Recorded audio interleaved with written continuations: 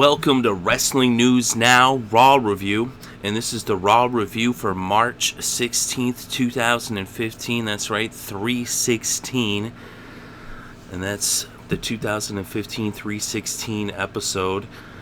And they opened up the show. They actually were showing something that they had showed on the pre-show. For those of you that have the WWE Network, you saw on the Raw pre-show, they had a little video vignette where they had a Randy Orton sit-down interview.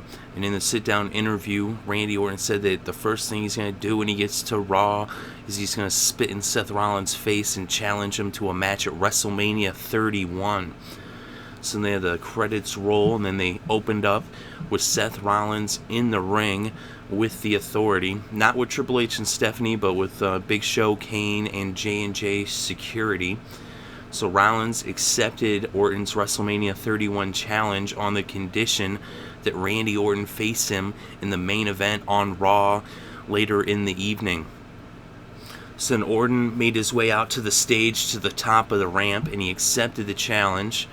And Randy Orton cut a promo, and I'll tell you, Randy Orton, I don't know for a fact, but it seemed like he was just coming off the cuff, just off the top, and he's so much better on the mic when it's live in person and he's just doing his thing. You know, they had the sit-down interview that they played from the Raw pre-show, and in the sit-down interview, you could tell it was more produced and written, and it didn't come off as genuine. But when Randy Orton gets on the mic and they just let him go, then it just is gold. He cut an excellent promo on Seth Rollins, and you could feel it. It's very genuine when Orton gets on the mic live in front of a crowd, and it's just given the freedom to just say whatever he feels. So that's how they opened up the show. And then the first match after the commercial, they had AJ Lee with Paige versus Nikki Bella with Brie.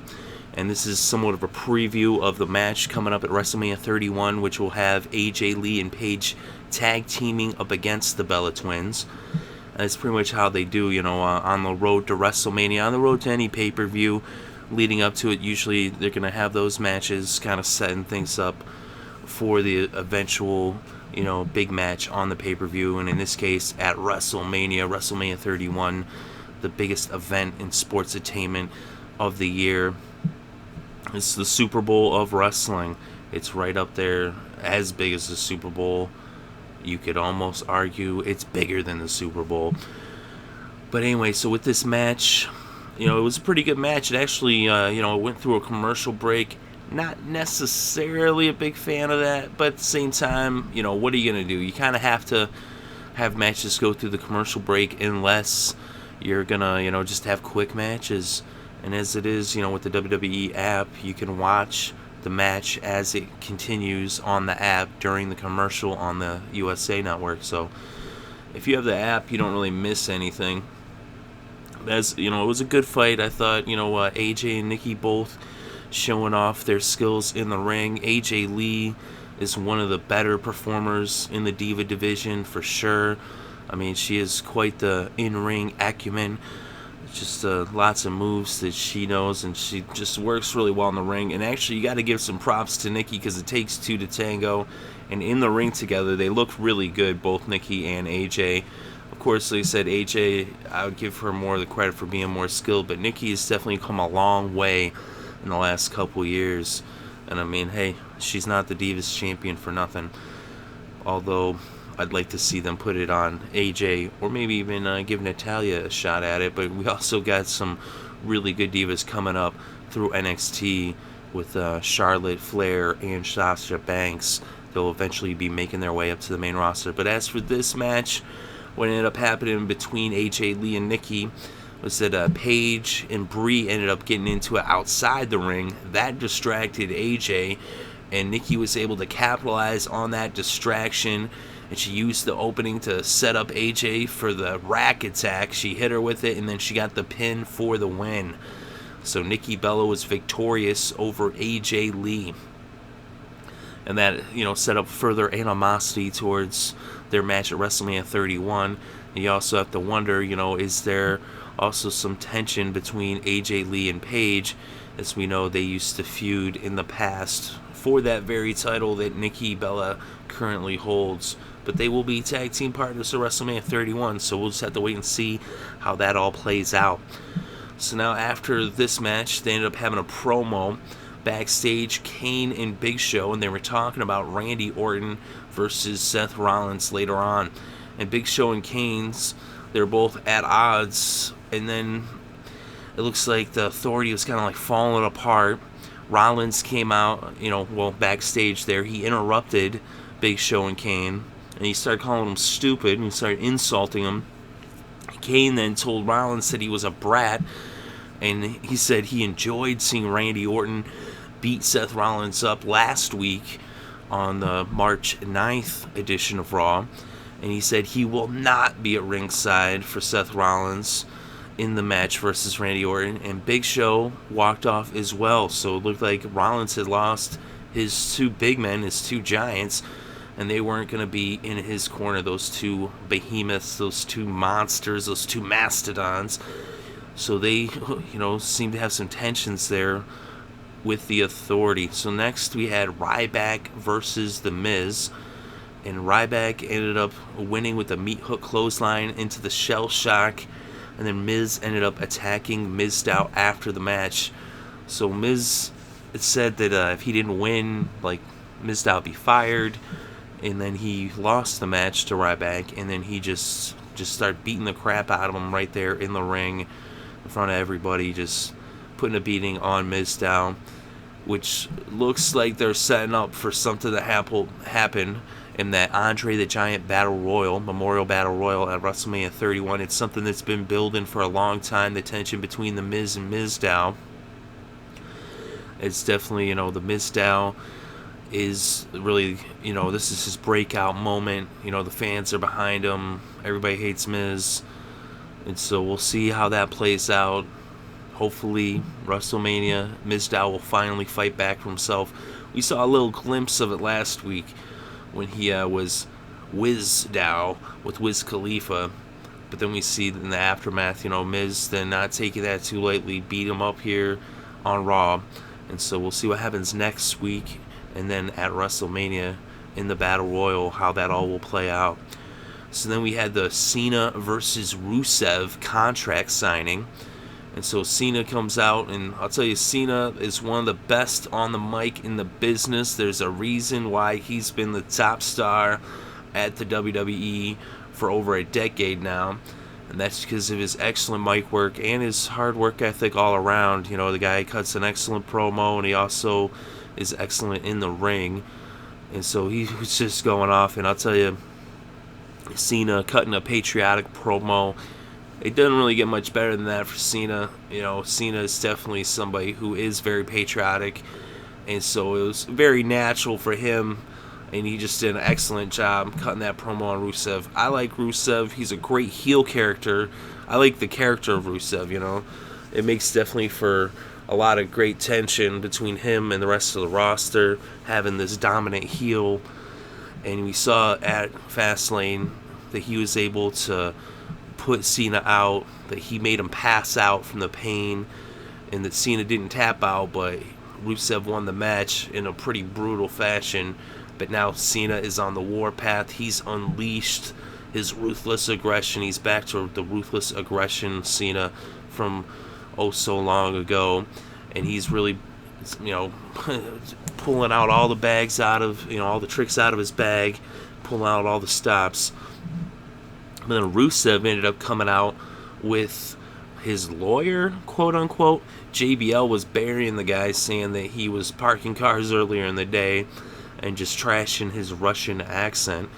But Lana was not with Rusev, and then Rusev with his quote unquote lawyer or attorney, whatever you want to call him, was stating that he didn't have to give Cena the match. That they showed a couple of video clips, with Stephanie, with what she said that it had to be Rusev, and then they showed with the match. Well, it wasn't quite so much the match, but with him and Rusev, Cena and Rusev, how Cena kind of did to Rusev what Rusev had done to him at Fastlane. And so then Lana, she ended up granting the match under duress. So they're saying that legally they were not bound to give Cena a match. But as it would turn out, from the back and forth between Rusev and Cena, both of them just, going off on each other, in a nationalistic way, I guess you could say. It's Rusev, trashing America, representing Russia, Cena supporting the USA, standing up for the troops and everybody in the arena. And so eventually it came down to Rusev actually signed the contract, and they will be fighting at WrestleMania 31. So that should be an excellent match. It was a really good match at Fastlane. It was very entertaining. I mean, I was on the edge of my seat during that match. I tell you, I haven't had so much fun watching a match in a long time as that Rusev versus Cena match. And I expect the WrestleMania rematch between these two to be just as good, maybe even better. And I really do think Cena's going to end up winning that match. I don't see how he could possibly lose. And I think they did it, they did it right. Like, with Rusev winning at Fastlane and now leading up, like, the story is playing off pretty nice. I think they're handling it really well. I was a little bit worried at first, a little skeptical about why would they have Rusev going against Cena. But I think it sets up really nicely in the way they've done it. They've handled it really well.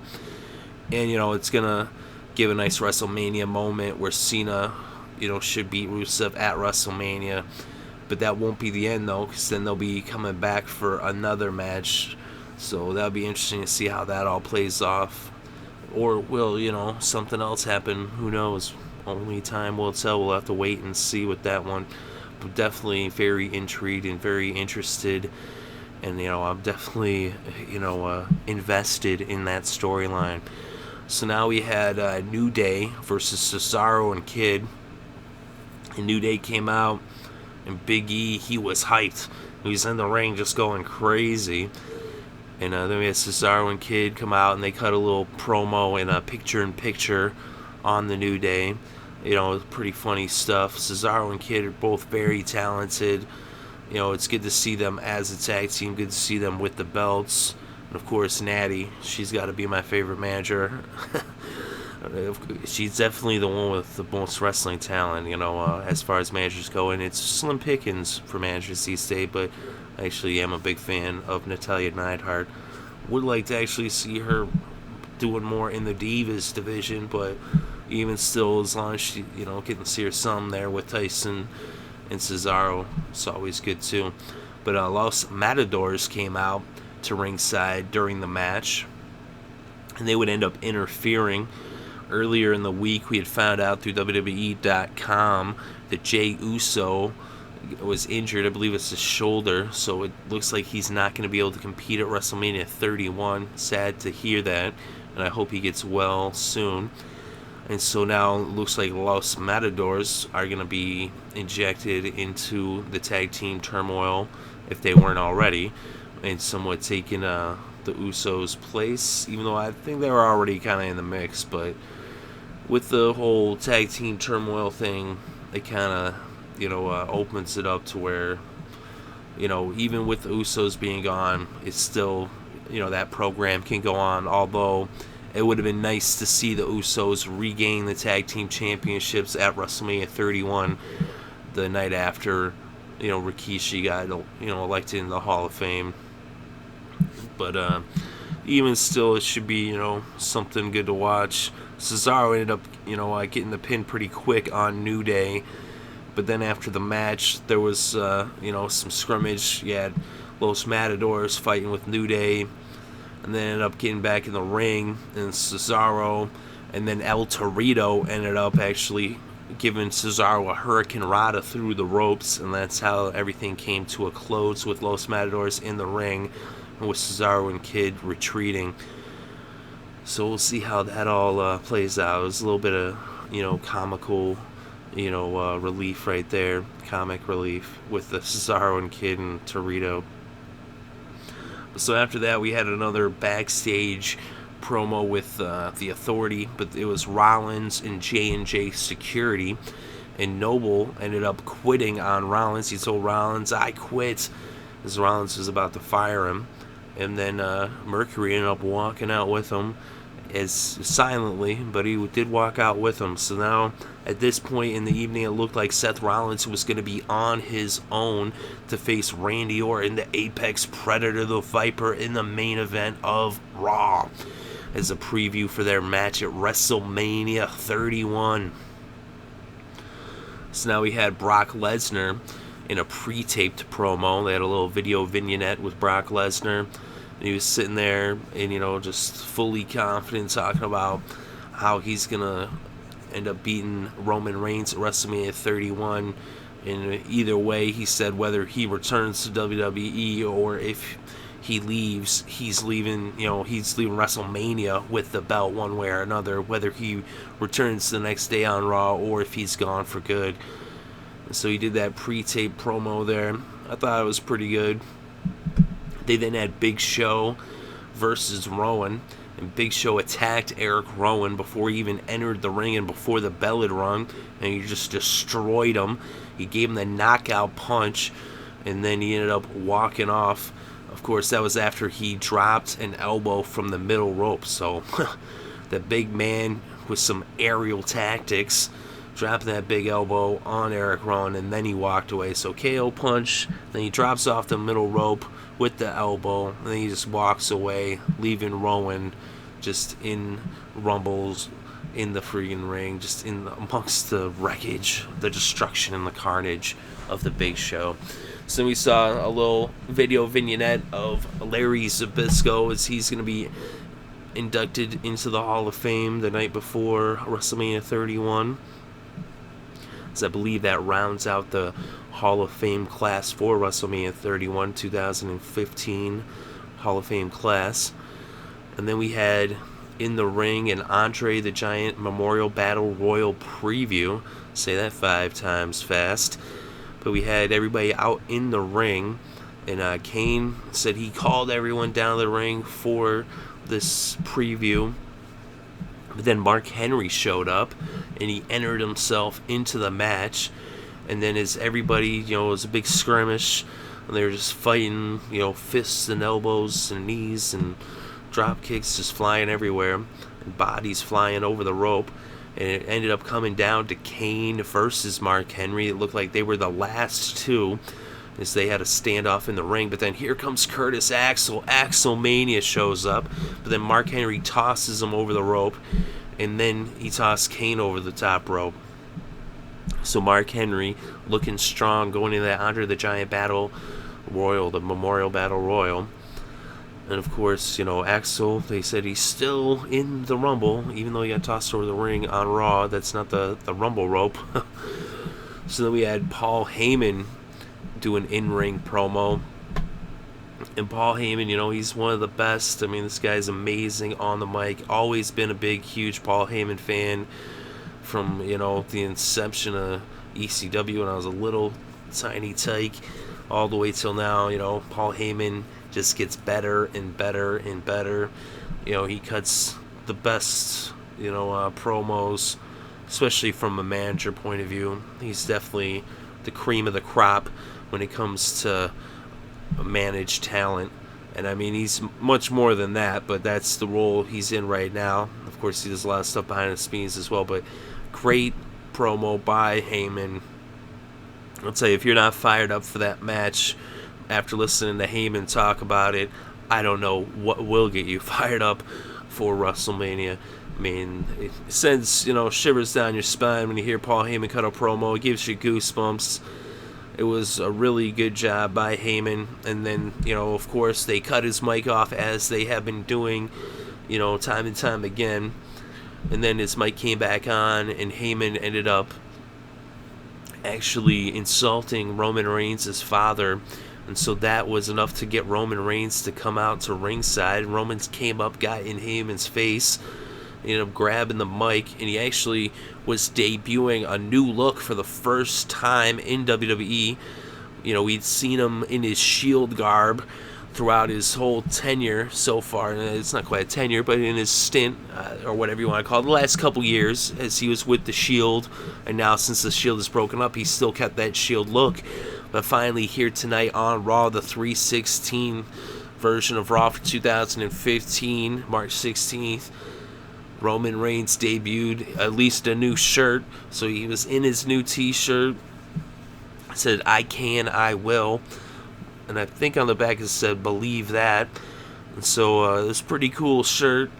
It was cool to see Roman Reigns in something other than Shield garb. And then he got on the mic, and Roman Reigns cut a really good promo. I thought it was one of the best promos that we've seen Roman Reigns cut.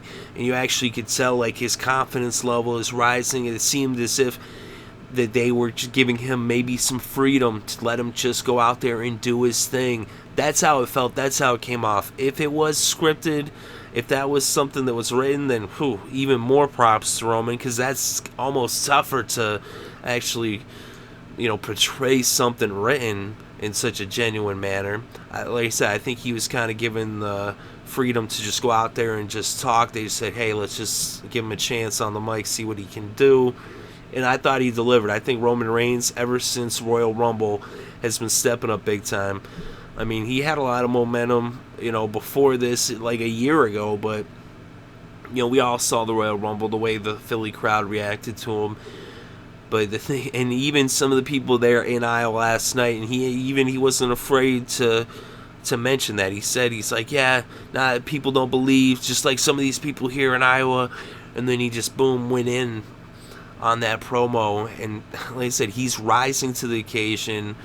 You gotta believe in Roman Reigns. This guy, I mean, people want to dump on him, but it's not his fault. He's in the position he's in. All he can do is make the best of the situation. And it's a situation you want to be in, except you want to have the fans behind you. But what else can he do? And what he is doing is the best that he can do. And that's all you can ask of somebody, is that they put forth their best effort. And that's what we're getting from Roman Reigns. He's putting it all out on the line. He's been stepping up his work, I believe, in the ring and on the mic. He was already a hard worker, and because of that hard work ethic, he's even raised it to another level. And so I think, it's showing that they did make the right decision to keep Roman Reigns in the match, in the main event, versus Brock Lesnar at WrestleMania 31. He is showing and proving every single week that there's, a reason why Vince McMahon does believe in Roman Reigns, at least behind the scenes. Of course, we'll see what happens at WrestleMania 31. There was a big leak, I guess, of the match, apparently, but I'm not really going to address that too much. Maybe in another video. This is the Raw review. So, once we had that promo by Roman Reigns, excellent promo, then, he had commercial, and after the commercial, Renee Young caught up with Heyman, and Heyman cut another promo backstage, and he said that Brock Lesnar is going to be there next week on Raw. It was a really nice, hyping for next week Raw. Definitely made it to where, I mean, I already was going to tune in, but it got me excited. Like, oh man, I can't wait to see next week's Raw, see what's going to happen. Especially that's the last Raw leading into WrestleMania. So, good promo by Heyman, good work by Renee Young. Then we had the 6-man tag match. Is a preview for the ladder match for the IC belt.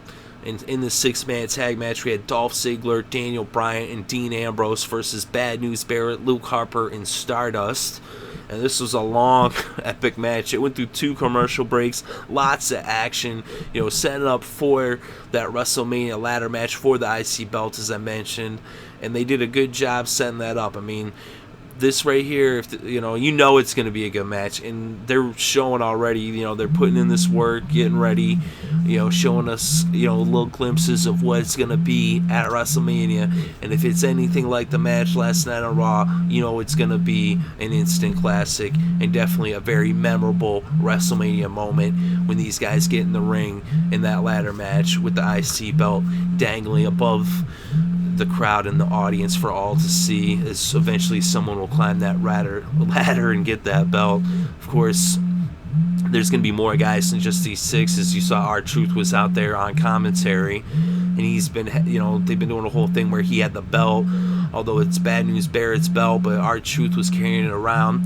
In this match, we had a lot of false finishes, very exciting, but as things, ended up progressing, at the end of the match, we had Stardust steal the belt from R-Truth, And then Ambrose ended up getting the belt from Stardust as they were fighting out in the audience. He threw the belt back towards the ring. R-Truth ended up picking it up. Luke Harper came over. Then R-Truth ended up tossing the belt into the ring. And then Dean Ambrose jumped on Harper. And then Daniel Bryan and Dolph Ziggler were in the ring fighting over the IC belt. But then Bad News Barrett ended up getting in there, clearing the ring, and grabbing his belt. And at the end of it all, there was Bad News Barrett raising his hand with the belt. That is his, that he'll be going into WrestleMania to defend in the ladder match.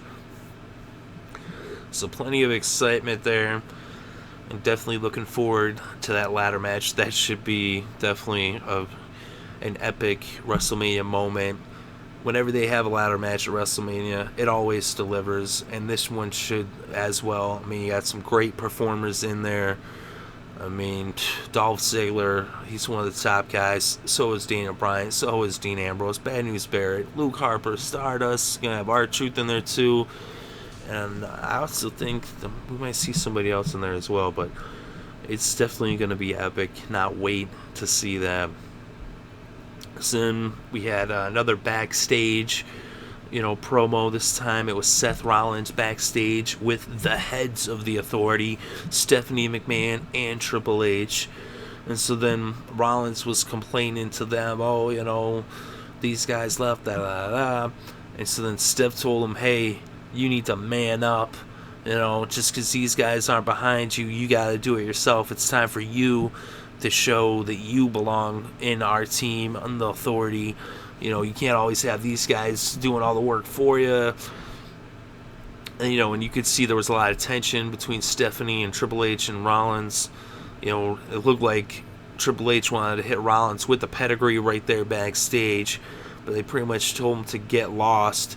And it looked like as if the Authority was really kind of giving up on Seth, like as if they're done with Seth Rollins. He was like, hey, I'm the future of the company. What's going on? And all this stuff.